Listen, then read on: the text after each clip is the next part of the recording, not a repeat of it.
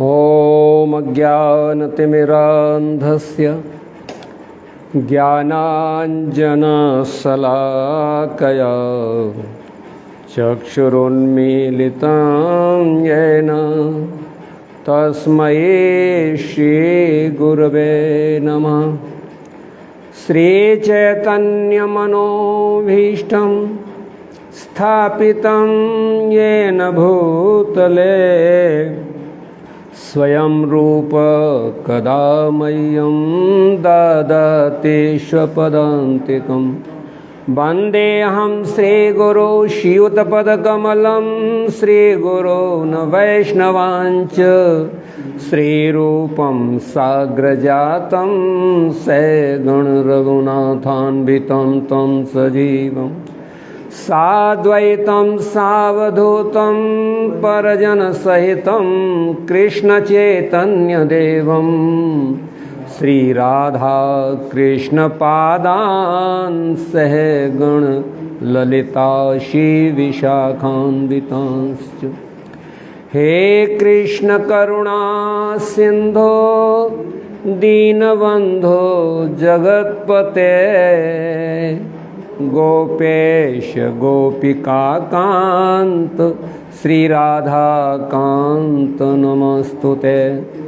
तप्त कांचन गौरांगे श्रीराधे वृंदावनेश्वरी वृषभानुसुते देवी प्रणमामि हरिप्रिये। हरिर्नाम हरिर्नामैव केवलं कलौ नास्त्यैव गतिरन्यथा। हरे कृष्णा कृष्णा कृष्णा हरे हरे हरे राम राम राम हरे हरे।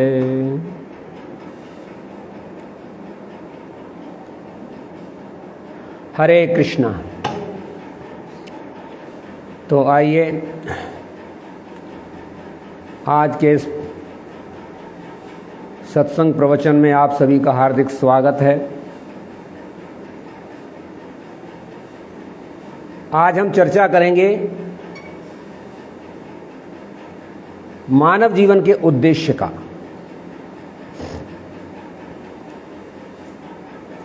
मानव जीवन में भजन की महत्ता का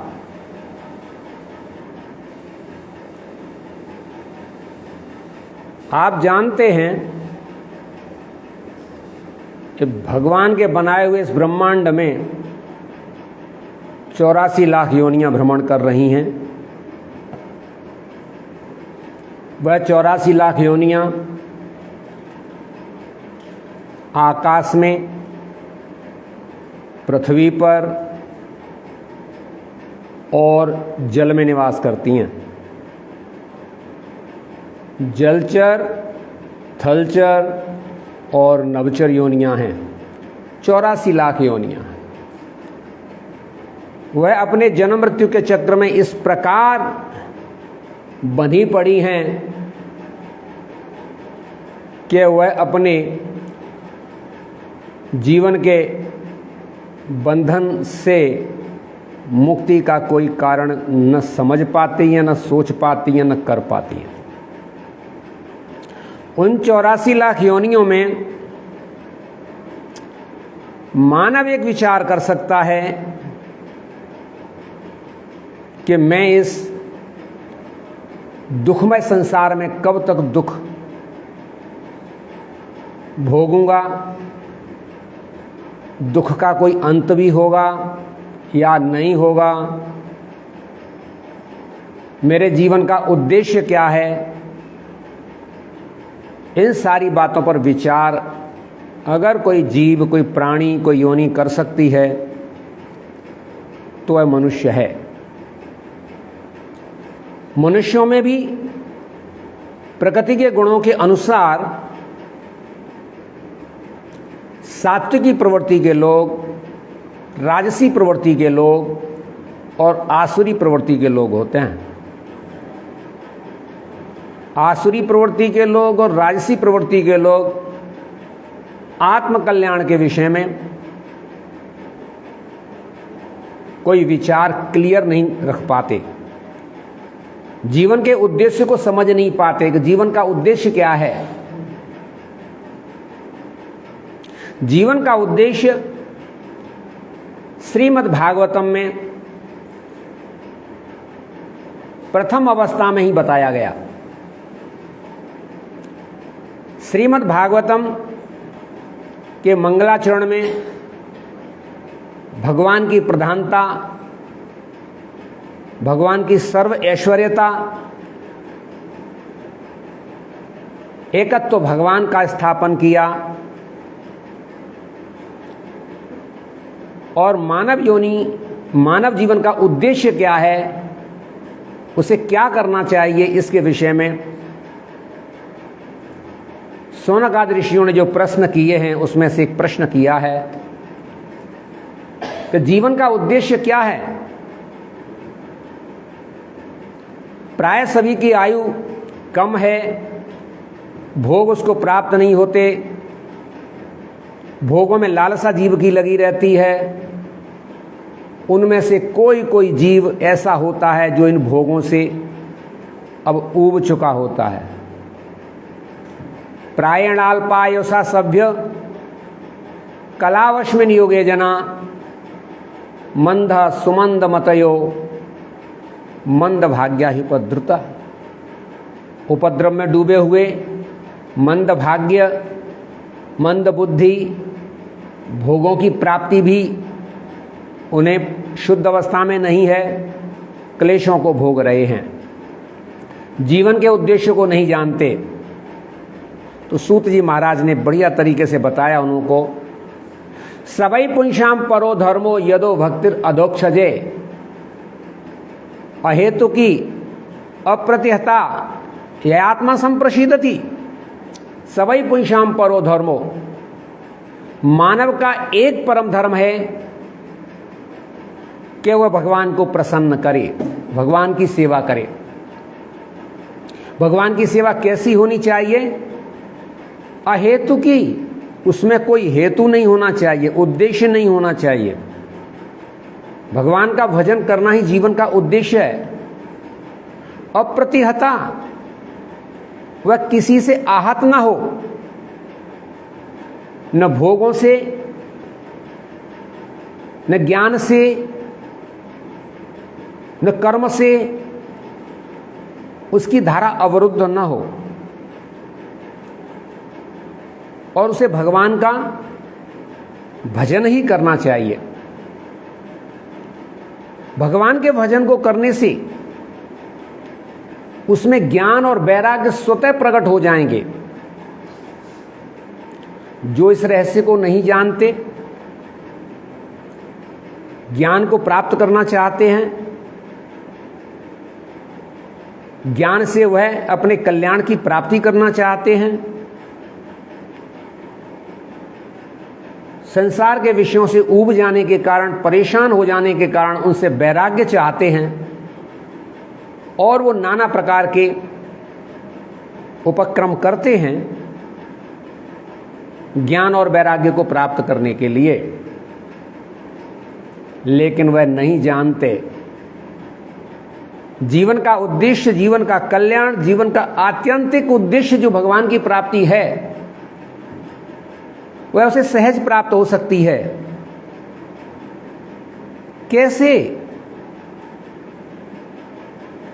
उन भगवान की वासुदेवे भगवती भक्ति योग प्रयोजिता जनत्यासु वैराग्यम ज्ञानम च यद हेतुकम। वासुदेवे भगवती भक्ति योग प्रयोजिता, भक्ति योग के द्वारा वह भगवान वासुदेव को प्रसन्न करता है,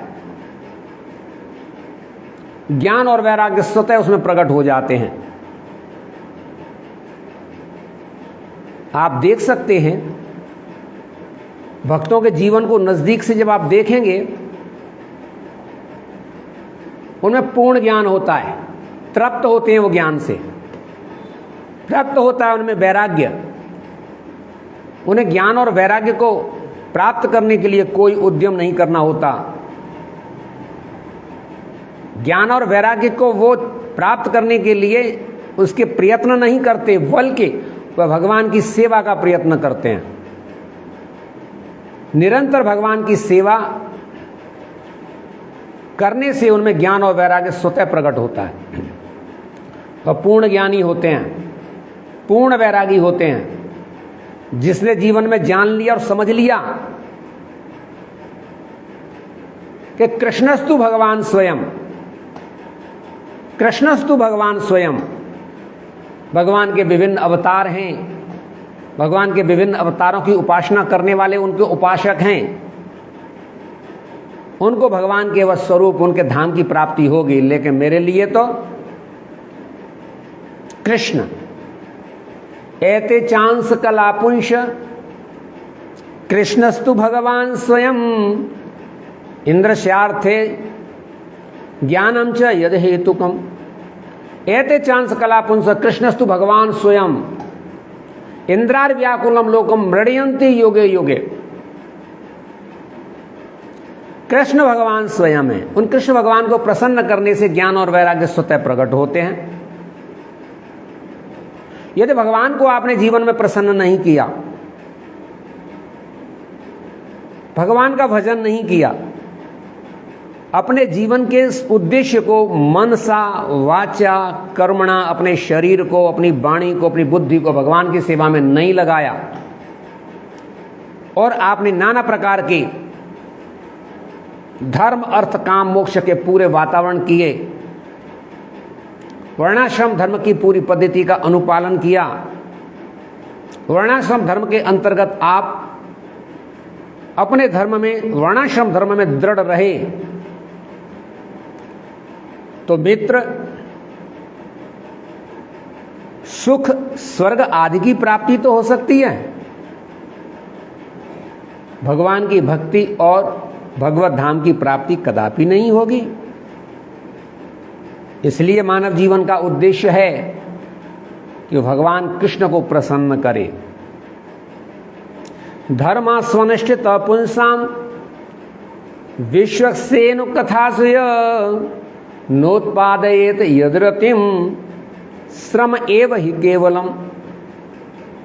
आप अपने धर्मों का पूर्णतः पालन कर रहे हैं, लेकिन भगवान को प्रसन्न नहीं कर सके, भगवान के नहीं हो सके, भगवान को अपना नहीं बना सके, तो आपके सारे के सारे कार्य श्रम एव ही केवलम, श्रम सिद्ध होंगे और यह श्रम अंतहीन होगा।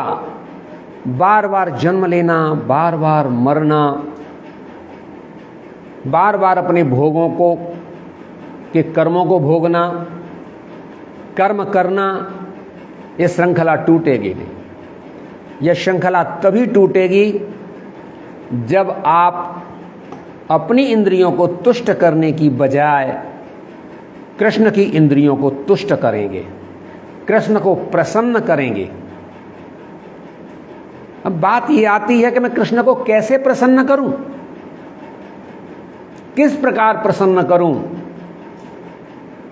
सुखदेव गोस्वामी ने इसके विषय में भी आपको सुंदर उत्तर दिया है। तस्मात् एकेन मनसा भगवान सात्वितां पति श्रोतव्य कीर्तितव्यश्च स्मृतव्यक्षता भयम।